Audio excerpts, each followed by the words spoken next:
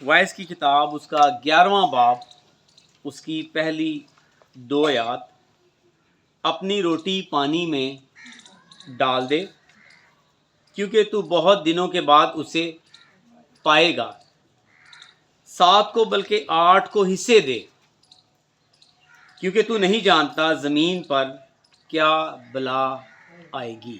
آمین۔ اس سے پہلے کہ ہم اس آیت کی طرف، ان آیات کی طرف جائیں، وائس کی کتاب کا بیک گراؤنڈ بڑا ضروری ہے، پس منظر اس کا کیا ہے، کیوں کتاب مقدس میں یہ جو کتاب ہے یہ موجود ہے، اس کی وجہ کیا ہے۔ میں 5-6 باتیں بتانا چاہتا ہوں اس کے متعلق۔ یہ کتاب اپنی ذات میں خود مبلغ اور معلم ہے۔ یہ کتاب کیا ہے جی؟ تبلیغ کرتی ہے، یعنی ٹیچر ہے اور پریچر ہے، یا پریچر اور ٹیچر ہے، مبلغ ہے اور معلم ہے۔ اور پھر ہم دیکھتے ہیں کہ یہ مقدس سلیمان بادشاہ نے اس وقت لکھی جب وہ اپنی بہت سی خوشی اور نا امید یا مایوسی کا اپنی زندگی میں تجربہ کر چکا تھا۔ اس نے اس وقت اس کتاب کو حاصل میں لکھا، اور پھر ہم دیکھتے ہیں کہ یہ جو کتاب ہے اس کا جو مقصد ہے وہ یہ ہے کہ زندگی کس طرح پائیں، ہمیشہ کی زندگی کس طرح پائی جائے، یہ اس کتاب کا خاص مقصد ہے۔ اور اس میں یاد رکھیں جو اگلی بات ہے وہ بھی بڑی اہم ہے کہ یہ جو مقصد ہے زندگی پانے کا، اس میں گزارنے کا طریقہ کار اور اس میں حکمت کے ساتھ رہنے کا طریقہ کار بتایا گیا ہے۔ اور اس میں اس سے اگلی بات یاد رکھیں، چوتھی بات، کہ یہ محدود وقت کے لیے زندگی ہے۔ یہ کتاب بتاتی ہے کہ آپ کی زندگی کیا ہے، محدود ہے۔ اور اس میں جو 5ویں بات ہے، زندگی میں یہ کتاب بتاتی ہے کہ خدا کا درجہ اور اس کی اہمیت کیا ہے۔ اور اس میں جو 6ٹھی بات ہے، یہ کتاب ایسے منفرد اور خود بینی انداز سے لکھی گئی ہے کہ مصنف اپنے ذاتی مشاہدے کو جو ہے وہ پیش کرتا ہے، اور اس کتاب کے ذریعے جو اس نے اس مشاہدے میں سیکھا ہے، تجربہ کیا ہے، وہ اس کتاب میں لکھتا ہے۔ اس میں یہ 6 باتیں جو ہیں وہ اس کے بیک گراؤنڈ میں ہیں، اس لیے یہ کتاب مقدس میں موجود ہے۔ یہ اپنی ذات میں کیا ہے جی، مبلغ بھی ہے اور معلم بھی ہے، یعنی یہ پریچر بھی ہے یہ کتاب، اور ٹیچر بھی ہے، یہ ٹیچ کرتی ہے، پریچ کرتی ہے۔ اور ایسے میں ہم دیکھتے ہیں کہ یہ جو 2 آیات ہیں یہ بڑی اہم ہیں۔ ان 2 آیات میں اپنی روٹی پانی میں ڈال دے، اپنی روٹی کیا کر، پانی میں ڈال دے کیونکہ تو بہت دنوں کے بعد اسے پائے گا۔ یہ بڑی ایک منفرد بات ہے، یہ سمجھ کے ساتھ تعلق رکھتی ہے۔ اگر ہم اس کو دھیان سے سنیں گے نہیں تو یہ ہمیں سمجھ نہیں آئے گی۔ اپنی روٹی پانی میں ڈال دے کیسے ممکن ہے؟ کوئی شخص بھی اپنی روٹی پانی میں نہیں ڈالتا، کیونکہ وہ اس کے خیال کے مطابق، انسانی خیال کے مطابق، اگر روٹی پانی میں ڈالی جائے تو وہ کیا ہو جاتی ہے،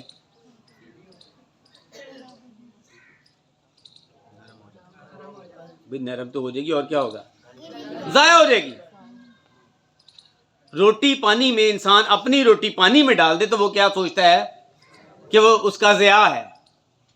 اور جو دوسری بات ہے، لکھا ہے اپنی روٹی پانی میں ڈال دے کیونکہ تو بہت دنوں کے بعد اسے کیا کرے گا، ریٹرن اس کا پائے گا۔ اپنی روٹی پانی میں ڈال دے، انسانی سوچ کے مطابق تو سوچتا ہے کہ وہ ضائع ہو جائے گی، لیکن وہ ضائع نہیں ہوگی، بلکہ کیا ہوگا، تو بہت دنوں کے بعد اسے پائے گا۔ 7 کو بلکہ 8 کو، کتنے جی، 7 کو بلکہ اس سے بھی بڑھ کر 7۔ یہاں پر جو 7 کا عدد ہے وہ حد کو بیان کرتا ہے، وہ ایک لیول کو بیان کرتا ہے۔ اس کتاب کے مطابق جو 7 کا عدد ہے، وہ کہتا ہے 7 نہیں بلکہ اس سے بھی بڑھ جا، یعنی جو حکم ہے اس سے بھی تجاوز کر جا، یعنی بالکل ہی اپنے آپ کو تابع کر دے. یعنی اس کا جو یہاں پہ جو مطلب ہے وہ یہ ہے 7 کو بلکہ 8 کو حصے دے، سب کچھ دے دے، کیونکہ تو نہیں جانتا کہ زمین پر کیا بلا آئے گی، کہ کیا تیرے ساتھ سچویشن ہوگی. تو اس کے رزلٹ کے لیے کیا کر، جو کچھ تیرے پاس ہے اس کو دے دے. اس لیے اس کے جو 3 مطلب ہیں وہ بڑے اہم ہیں. یہ سخاوت کو پیش کرتی ہے. کیا کس کو پیش کرتی ہے جی؟ سخی ہونے کو. اور سخاوت کی اہمیت جو ہے وہ یہ ہے کہ بغیر کسی بدلے یا حاصل کے دینا. سخاوت کیا ہے جی؟ کہ بغیر کوئی بدلہ، یہ نہیں کہ یہاں سے مجھے یہ مل جائے گا تو میں یہ اس کے لیے کروں، میں اس کے لیے یہ کروں گا اور یہ میرے لیے یہ کرے گا. ہم اپنے بچوں کے لیے یہ کریں گے تو بچے ایسا نہیں ہے، ہم دنیا کے لیے یہ کریں گے ہمیں یہ رزلٹ، ایسا نہیں ہے. یہاں پر جو سخاوت ہے بغیر کسی بدلے یا حاصل کے کیا کرنا، دینا ہے. اور کتاب مقدس میں ایک ہی خوبصورت تمثیل کے ذریعے خدا یسوع مسیح نے بتایا. اور وہ کون سی تمثیل ہے جی؟ وہ ہے جی گڈ سمیرٹن، نیک سامری. کیا لکھا ہے اس کے بارے میں؟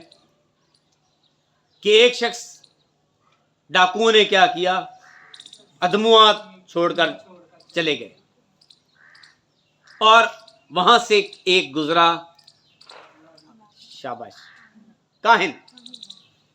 دوسرا گزرا لاوی، اور تیسرے نمبر پر کون گزرا؟ سامری. جو کچھ کاہن اور لاوی کو کرنا چاہیے تھا، جو کچھ اس کی کتاب میں لکھا ہے وہ اس نے نہ کیا، اور سامری اس نے امپلیمنٹیشن دی بس.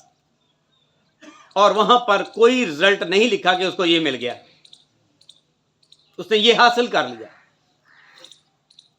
ایسا نہیں ہے. اور یہاں پر ہم دیکھتے ہیں کہ سخاوت، یہ جو آیت ہے سخاوت کو پیش کرتی ہے، اور سخاوت کے ساتھ ایک اور چیز کو پیش کرتی ہے، وہ ہے اعتماد. سخاوت بغیر لالچ کے، بغیر حاصل کے کسی کو دے دینا. اور دوسرا کام کیا ہے جی؟ اعتماد، ٹرسٹ وردی ہونا. اور یہاں پر یاد رکھیں کہ خدا کا کلام بیان کرتا ہے کہ جب تک ہم خدا کے انتظام اور اس کے وقت سے حوصلہ افزائی نہ حاصل کریں، کیا نہ کریں جی؟ جب تک ہم اس کے انتظام پر اعتماد نہ کریں اور جو اس کا وقت مقرر ہے اس سے حوصلہ افزائی نہ حاصل کریں، انکریج نہ ہوں، ڈسکریج ہوتے رہیں کہ یار ساڈے لیے تو کچھ بھی نہیں. اور یہاں پر مقدس پطرس پہلے اپنے خط کے 5ویں باب کی 6 آیت میں کیا لکھتے ہیں؟ آپ کو زبانی آنی چاہیے. اور وہاں پر لکھا ہے پس خدا کے کبھی ہاتھ کے نیچے، شاباش، فروتنی سے رہو تو وہ تمہیں کیا کرے گا؟ وقت پر سر بلند کرے گا. یو ڈونٹ نو، آپ کو نہیں پتا کہ خداوند آپ کو کب کہاں پر سر بلند کر سکتا ہے. از آل مائٹی گاڈ. اور یہاں پر جب آپ اس کو پڑھتے ہیں تو یہ خدا کا کلام بیان کرتا ہے کہ خدا کا جو سسٹم ہے چیلنجیبل نہیں ہے. اس کے سسٹم کو اور اس کے وقت کو کیا کرنا، اس سے انکریج، حوصلہ افزائی لینا. آپ کے پاس پیسے نہیں ہیں، چیزیں نہیں، آپ حوصلہ افزائی لے رہے ہیں خدا کے انتظام سے اور وقت سے. اور اس کو آپ کو نہیں پتا کہ جو آپ نے کیا ہے، آپ نے اپنی روٹی کو پانی میں ڈال دیا ہے، اور وہاں پر کیونکہ بہت دنوں کے بعد آپ نے اس کو، پھر آپ اس کو پائیں گے. اور لکھا کہ 7 کو نہیں بلکہ 8 کو دے، کیونکہ تو نہیں جانتا زمین پر کب سیکیورٹی کی ضرورت پڑ جائے، بلا آ جائے. اور یہاں پر جو تیسری بات ہے وہ ہے نتائج. اور یہ نتائج جو ہیں، جو یہ بالکل ڈیلیڈ جو ریوارڈ ہے، اس کا کوئی پتہ نہیں ہمیں، یہ ڈیلے ہے. نتائج جو ہیں یہ فوراً اس سے حاصل کا نہ ہونا ہے. کچھ دیر کے بعد مقدس ابراہیم آپ کے سامنے مثال ہیں، بہت ٹائم لگ گیا، باتیں، چیزیں، ٹریول، بہت، کتنے سال جی؟ 69 ایئر سے شروع کریں تو کہاں پر چلا یہ بات؟ 176 75، لمبی بات. مقدس یوسف मुकद्दस यकूब की बड़ी ज़बरदस्त बात है। ड्यूरेशन कितना है, बरकत का पहले मसला, बरकत दे दी मुकद्दस इसहाक ने अपने बेटे यकूब को, निकल गया काम, भाग गया, 14 साल और मेहनत। उसका सफर यकूब से लेकर इसराइल तक एक लंबा सफर था, फौरन नताइज नहीं थे, नो रिजल्ट। और फिर इसराइल से लेकर, यानी इसराइल वो बन गया और अब उसको कहां पर जाना था, जशन के इलाके में, यानी मिस्र में 70 अफराद के साथ। ये लंबा एक ड्यूरेशन था उसकी जिंदगी में, ये टाइम ड्यूरेशन है। और हम देखते हैं कि ये जो आयत है ये सखावत को, इत्माद को और नताइज को पेश करती है। लेकिन इसके साथ जो आज की अहम बात है वो क्या है, वो ये है कि जो वफादारी है वो बड़ी ज़रूरी है, फेथफुलनेस। और फेथफुलनेस जो है, वफादारी जो है, उसकी डेफिनेशन आज मैं यूं करना चाहता हूं कि ये जो वफादारी है, क्योंकि ये इंसान से ताल्लुक़ रखती है और उसके बाद खुदा से ताल्लुक़ रखती है। खुदा का कलाम कहता है कि जिसको तू देखता है अपने भाई को, उससे तू मोहब्बत नहीं रखता, और जिसको तूने देखा नहीं है तू उससे मोहब्बत कैसे रख सकता है। इसलिए वफादारी एहसान की कैद में रहना है। क्या करना जी? मां प्यो दे एहसान दे विच कैद रहना। पेरेंटली आप उनकी कैद में अगर आ जाएं, एहसान की कैद में, कि कितना पेरेंट्स आपके कितने स्पेंड करते हैं पैसे, कितने पैसे स्पेंड कर देते हैं आपके ऊपर, कितने वसाइल आपके ऊपर लगा देते हैं, आप उनका देन नहीं दे सकते। आपके बड़े बहन भाई, उनका शायद एहसान, और बहुत सारे लोग उनका एहसान, दोस्त उनका एहसान, उस्ताद उनका एहसान, बहुत सारे एहसान। वफादारी क्या है? एहसान की कैद में रहना वफादारी है। हम उस कैद में रहें, हम काम करना शुरू कर देते हैं। और यहाँ पर याद रहे कि जब आप ये काम करते हैं, अपनी रोटी पानी में डाल देते हैं किसी के साथ, तो फिर खुदा अपना काम करना शुरू कर देता है। और खुदा चाहता है कि फिर जो लोग हैं वो आपसे वफादार होते हैं। आप लोगों से क्या होते हैं? वफादार होते हैं। आप खुदा से वफादार होते हैं, रिजल्ट आना शुरू हो जाता है। और ऐसे में जैसे हम आगे बढ़ते हैं, इसमें 3 और अहम बातें जो हैं वो बड़ी ज़रूरी हैं। और इसमें जो अहम बात है वो ये है, नंबर 1, इसकी जो इतलाक है वो ये है, नंबर 1, कि आप मुतहर्रिक सरमायाकारी कैसे करते हैं। क्या करते हैं जी? अब मैं बिज़नेस की बात कर रहा हूँ, कैसे बिज़नेस करते हैं, क्या करते हैं जी? आप मुतहर्रिक सरमायाकारी कैसे करते हैं, आप कैसे जो है वो इन्वेस्टमेंट करते हैं। सरमायाकारी जो है वो बड़ी अहम है। और इसके लिए जो स्टेटमेंट है वो ये है, वसाइल और सरमायाकारी को जब हम फैलाते हैं तो ये जो वसाइल और सरमायाकारी को फैलाना है, ये ख़तरात को कम कर देते हैं। वसाइल और जो सरमायाकारी आप कर रहे होते हैं वो क्या करते हैं? आपके ख़तरात को, जो आपके चुगिर्द होते हैं, उनको क्या कर देते हैं जी? उनको कम कर देते हैं। और ये हम देखते हैं कि खुदा के कलाम में इसकी बड़ी अच्छी मिसाल है। और वो मिसाल क्या है? मत्ती की इंजील 25वां बाब, जब आप 14वीं से 30वीं आयत, मरकस की इंजील 13वां बाब 34वीं से 37वीं आयत पढ़ते हैं तो फिर आपको वहाँ पर टैलेंट्स की बात नज़र आती है, तोड़ों की। एक को जाते हुए मालिक ने क्या किया जी? 1 तोड़ा, दूसरे को 2 तोड़े और तीसरे को 5 तोड़े। पहले ने क्या किया? तोड़ा छुपा दिया। दूसरे ने क्या किया? 2 और कमाए, 2 से 2, और तीसरे ने 5 से 5 कमाए। इसका मतलब कि अगर आप स्पेंड नहीं करते, यू नॉट स्पेंडिंग, आप तोड़ों को छुपा देते हैं। कलीसिया में लोग तोड़ों को छुपा देते हैं, अपने आप को शो नहीं करते, नहीं जी मैं नहीं। آپ اپنے کاموں کو روک لیتے ہیں, آپ اپنے آپ کو پیش نہیں کرتے. کلیسیائی طور پر خدمت کا کام, خدا کا کلام فلپیوں کا خط جب آپ پڑھتے ہیں تو فلپیوں کا خط کن کے لیے لکھا گیا ہے؟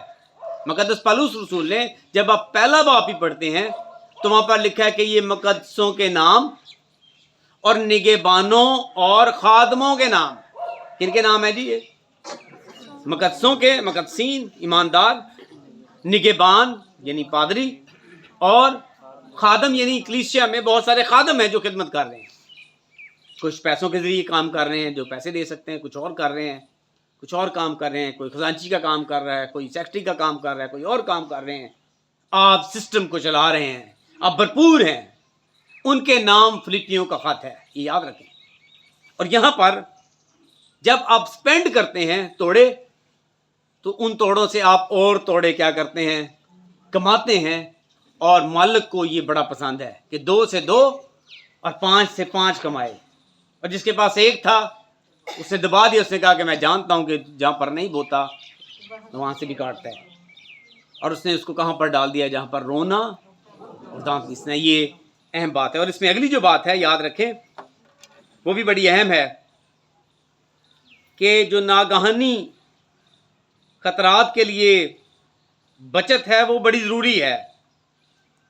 جی یہ بہت ضروری ہے.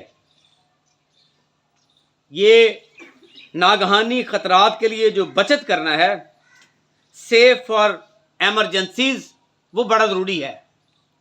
آپ کیسے کرتے ہیں؟ آپ کر رہے ہیں ان دنوں میں, شاید جو فیمیلز ہیں وہ زیادہ کر رہی ہیں, بہنیں جو ہیں رفاقی خواتین وہ زیادہ کر رہی ہیں ان دنوں میں. آپ کیسے ناگہانی خطرات سے بچ سکتے ہیں؟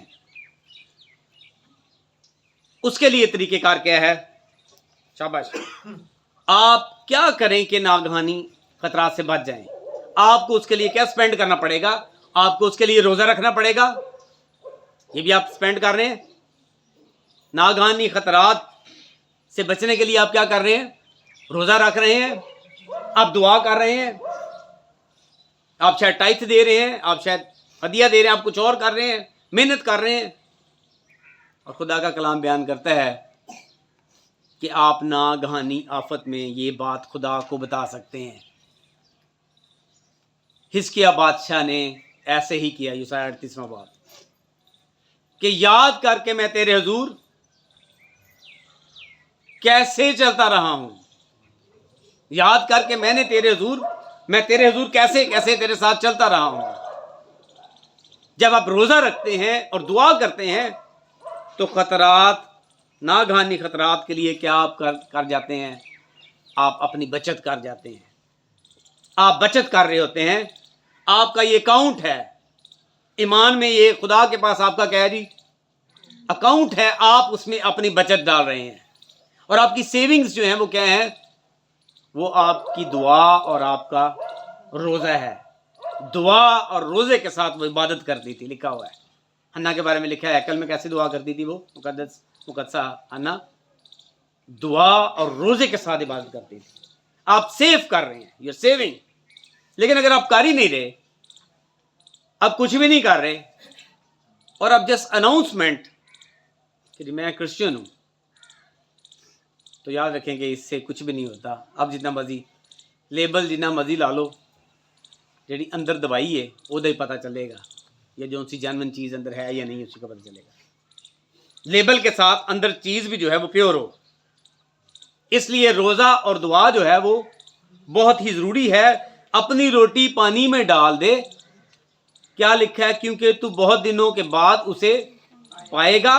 7 کو بلکہ 8 کو حصے دے, کیونکہ تو نہیں جانتا زمین پر کیا بلا آئے گی. اور آگے بڑھتے ہیں. اس لیے آخری بات, غیر متوقع تباہی کے لیے تیار رہنا. کس کے لیے جی؟ زمین پر کب آفت آئے گی. غیر متوقع ہی نہیں ہوگا. آپ کو ہمیں پتہ نہیں ہوتا ہے, چیزیں کبھی کبھی انبیلنس ہو جاتی ہیں. غیر متوازن حالت میں خاندانی طور پر, معاشرتی طور پر جہاں پر آپ جاب کر رہے ہیں، پیسے کما رہے ہیں، روزگار، بیلنس ختم ہو جاتا ہے، سسٹم ڈسٹرب ہو جاتا ہے. تو اس لیے اس میں جو تیسری اور آخری بات ہے، پہلی 3 باتیں بتائیں اور آخری 3 باتیں بتائیں. تیسری یعنی آخری تیسری میں سے یعنی چھٹی میں سے آخری بات، غیر متوقع تباہی کے لیے کیا کرنا جی؟ تیار رہنا. کیا کرنا؟ غیر متوقع تباہی کے لیے تیار رہنا. اور اس کے لیے خدا کا کلام بیان کرتا ہے، وہ کہتا ہے حکمت لڑائی کے ہتھیاروں سے بہتر ہے. حکمت کیا ہے جی؟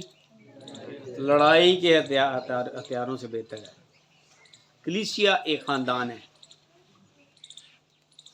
کلیسیا ایک خاندان ہے. اس لیے عالمگیری کلیسیا، جو عالمگیر کلیسیا ہے وہ کیا ہے؟ اس لیے وہ دلہن ہے نا. پھر جب سب مل جاتے ہیں تو پھر وہ کلیسیا بن جاتے ہیں. انفرادی طور پر ہماری اہمیت فرق ہو جاتی ہے ایمانداروں کی. اس لیے ضروری ہے، خدا کا کلام بیان کرتا ہے حکمت لڑائی کے ہتھیاروں سے بہتر ہے، لیکن ایک گنہگار بہت سی نیکی کو برباد کر دیتا ہے. ایک گنہگار کیا کرتا ہے جی؟ بہت سی نیکی کو برباد کر دیتا ہے. وائس کی کتاب اس کا 9واں باب، اس کی جب آپ 18ویں آیت پڑھتے ہیں اس میں یہ بڑی بڑی اہم بات ہے. اور تیسری یعنی چھٹی اور آخری بات میں دہراتا ہوں. پہلی بات کیا ہے؟ ان دونوں آیات کے مطابق سخاوت بڑی ضروری ہے، اعتماد بڑا ضروری ہے، نتائج دیکھنے بہت ضروری ہیں، اور اس کے بعد متحرک سرمایہ کاری بہت ضروری ہے. سرمایہ کاری کرنے سے یا اپنے وسائل کو، جب آپ وسائل اور سرمایہ کاری کو پھیلاتے ہیں تو خطرات جو ہے وہ آپ کے کم ہو جاتے ہیں. پھر اس کے بعد ناگہانی خطرات کے لیے بچت کرنا، اور آخری بات کیا ہے؟ غیر متوقع تباہی کے لیے تیار رہنا. آپ کیا کرتے ہیں؟ حکمت کو یوز کرتے ہیں. اور حکمت کہاں سے آتی ہے جی؟ خدا کی طرف سے. جب آپ دعا اور روزے میں ٹھہرتے ہیں تو خدا آپ کو حکمت دینی شروع کر دیتا ہے، آپ کو بیلنس کرنا آ جاتا ہے.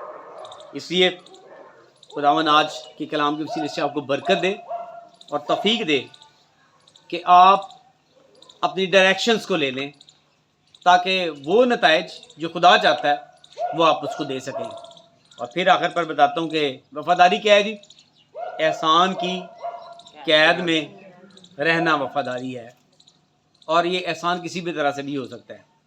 اس لیے جب ہم کلیسیائی طور پر رہتے ہیں تو کوشش کریں کہ ہم ایک دوسرے کے ساتھ بڑی پیار اور محبت سے رہیں، تاکہ اس کے نام کو جلال ملے. آمین. خداوند آپ کو برکت دے.